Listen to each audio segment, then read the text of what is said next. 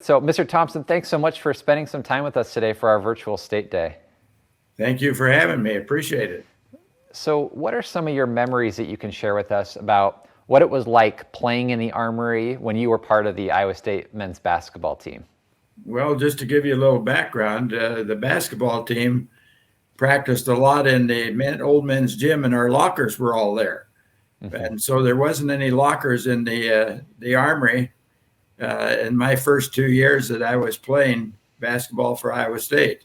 We would have to take at night for a game, we'd take a bus over to the Armory, dressed in football overcoats and whatnot.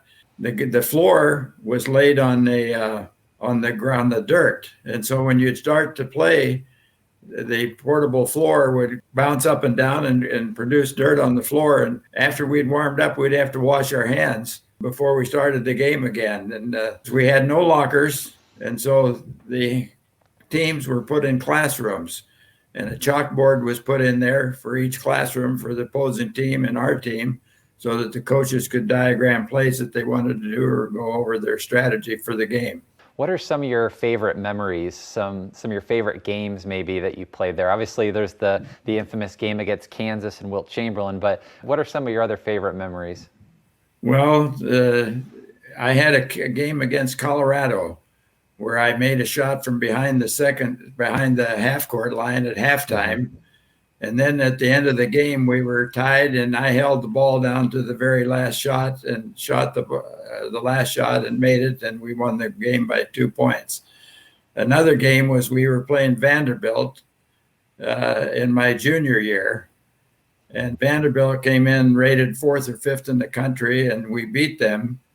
And I had the first 40-point game for Iowa State at that time. And the other thing about that, the Armory, was in my senior year, the Armory held about 5,000 people, and it was all bleachers that were put in from the football days that were on the end zones. My senior year, they changed the court. The court was running north and south, and they changed the court to run east and west and put in concrete floor and put in steel bleachers when it went to seating 8,000, which we filled all the time those last 2 years in 56 and 57. And the place, the fans, it was really a home court advantage because the fans were seated right up close to the court, particularly the first 2 years.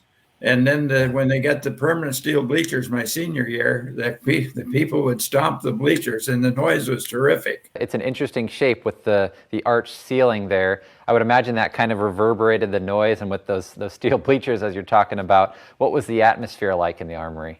Well, it was terrific. In fact, I'm not trying to take anything away from Hilton Magic, but it was the Armory was rated as one of the toughest places to play in the conference at that time, and it was because of those steel bleachers and the sound and how close the fans were sitting to you. They get on the players pretty good, or the opposing team. I mentioned the game against Kansas. Can you tell us your memories from that game? What was that game like, and playing against Wilt Chamberlain? We had lost to Kansas in the Big 8, or it was Big 7 then, the Big 7 tournament, by 1 point. They made a last shot to beat us by 1 point. So when we came to Ames, it was a much looked upon game to return match. And it was a low scoring game, 39-37. And part of that, we were controlling and looking for good shots for myself and our other players. And so we were controlling the time, but Kansas also did the same thing. They kept trying to get the ball to Wilt, and we were doubling up Wilt with our big men, with the 2 forwards and center, which left the guard, my teammate Lyle Fromm, and I chasing 3 guys out front. And they could get some open shots, but they turned them down and kept looking for Wilt. And so that made the score a low-scoring game. Now, what happened was, at the end of the game, we fouled Wilt with the score 37-35 at that time, and 15 seconds left. And Wilt was notoriously poor free throw shooter, and so he kept telling the guys after the timeout to make sure that you block off. Well, sure enough, Wilt made both free throws. So that we had a timeout. The game was tied at 37-37. And the coach set up a play for me to get a jump shot. Well, they knew I was going to get the shot, and Wilt came over to double up. They weren't going to let me get a shot. And Lyle Fromm was handling the ball, and he found out that they were doubling me, and he couldn't. And Wilt left our center, Don Metzger, open on the other side of the lane. And so Lyle hit him, and Metzger turned and shot. And as I remember, the gun went off as the ball was in the air.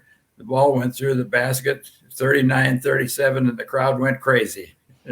Some great memories. You have a phenomenal memory. I can't believe that those details still stick in your mind today. Well, there's some that do. Yep. Some would like to forget. Well, Mr. Thompson, thank you so much for spending some time with us today and sharing some of these memories. Thank you for having me.